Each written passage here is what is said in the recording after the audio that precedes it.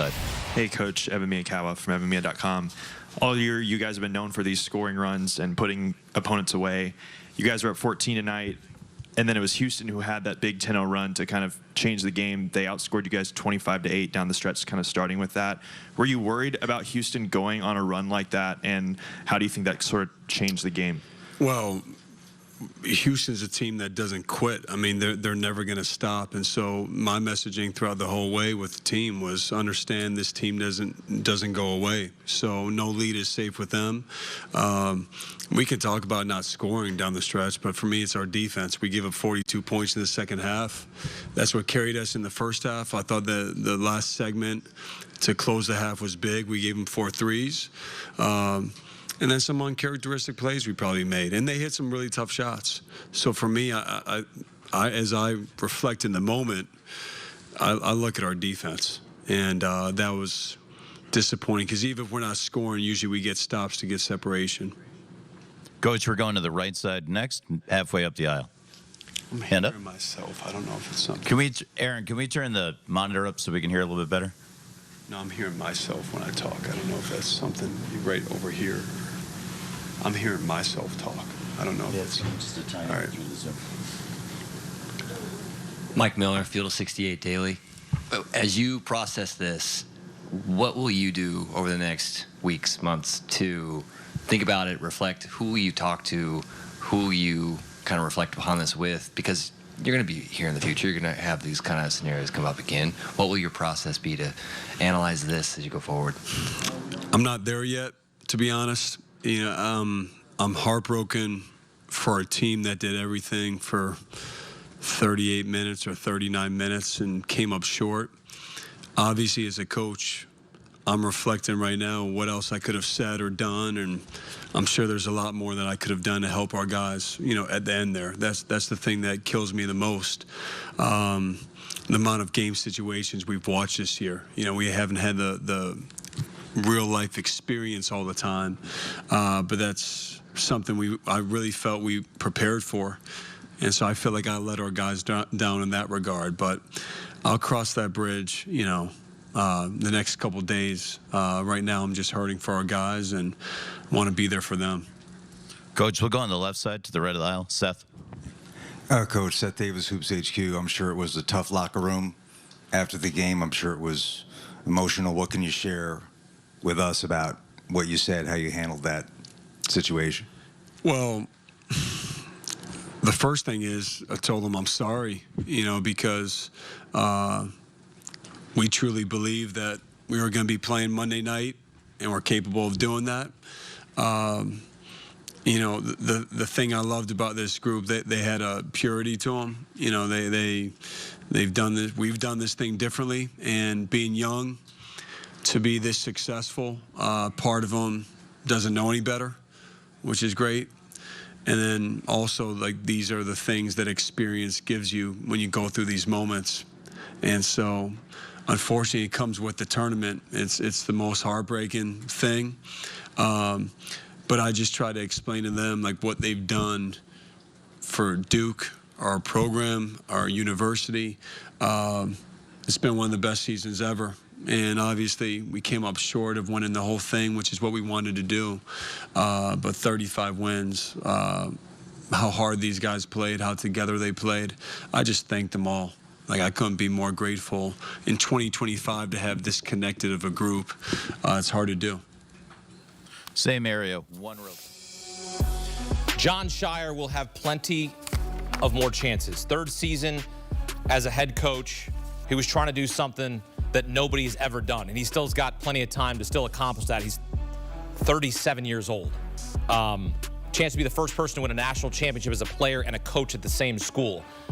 And the inexperience down the stretch, unfortunately, reared its ugly head for the Blue Devils. As you take a look at the final 8-17 of this game, Houston 21-8. 8 of those points, second chance points, 9 of 10 from the free throw line, 3 steals. Duke made just 1 field goal in that span. They choked it away. That's the simplest way to say it. You know it, I know it, everyone knows it. They'll get another chance next season. Perhaps they need to face some stiffer competition in non-conference play, or the ACC's got to get its NIL up, and they got to get more competitive. Without going into a diatribe, Duke got to figure it out, but they got the resources to do it, and they got one of the best head coaches in Division I with Jon Scheyer, but they come up short on this night in San Antonio. This just into CBS Sports HQ, Cooper Flagg at the podium. Let's listen in. Teammates as well. Yeah, I mean, it was an incredible season.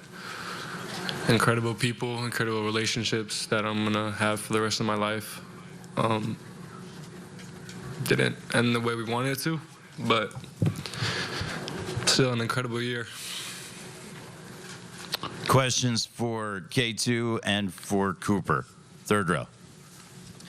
KJ Doyle, KRGB. Cooper, can you just talk about, not obviously the very last possession, but the possession before that? You get the ball, you go into the post. Is that the shot you were looking for? Or is that the look you wanted in that spot? Yeah, I mean, it's the play. Coached you up, took it into the paint. Thought I got my feet set, rose up, left it short, obviously, but I mean, it's a shot I'm willing to live with in the scenario. Pulling up on the rim, trust the work that I put in. Continuing with questions for the Duke student athletes. 2 in the second row. Hey, Cooper, obviously you guys had a 6-point lead, 47 seconds to go, and you guys have been closing out all season long. If there's anything that you could look back at now, I mean, I know it's fresh, but that you think, like, wish we could have done this different? Just communication. I mean, I think me and Sion messed up a switch. Got to get the ball in bounds, you know, find whatever we had to do, just find a way to get the ball in bounds. But yeah, I think that was a big messed up communication play between me and Sion that led to a big 3. Same area. Name, media outlet, and your question. Adi Joseph, CBS Sports. Khan, can you talk about what was your thought as it was clear that Cooper was trying to, you know, do more and more, and you guys obviously trying to support him? Was that something that really was going through your mind of, like, we need to make sure that this is a team effort, and how much do you think about that as you play with a guy like that? I mean, yeah, it's always a team effort. You know, Coop had the hot hand, so obviously I think he just won the Player of the Year, so we got to give him the ball. You know, he's a great player, and he made a bunch of great plays tonight. It was awesome. Yeah, I thought he played a phenomenal game, and I thought we could have done a couple things to help him too. We'll go up front and to the right. Brett Friedlander, Saturday Down South. To either player or both players, you guys scored, I believe, 9 points in the last 10.5 minutes. Was that more attributed to Houston's defense, or was that more attributed to the execution that you guys were? We'll ask K2 first and then Cooper. I think probably both equally. You know, they're a really good defensive team. I didn't think we were sharp the last, what was it, you said 10.5 minutes. I didn't think we were sharp in our execution as we have been for the first 10 minutes of the second half. Obviously, we got to tip our hat to them too, as they're a really good defensive team. Cooper. Yeah, I mean, I think Khan said it pretty well. I have to give them a lot of credit for what they're able to do every single night that they play, and I think, like you said, I think we could have been a little more sharp down the stretch and executing some things. But end of the day, you got to give them a lot of credit as well. Up front on the right, just up. Final 8:17 of this game. Houston went on a 21-8 scoring run. 8 second chance points, 9 of 10 from the free throw line, including 2 huge free throws from Juwan Roberts. Really the backbone of this program he has become over the time that he has been in Houston.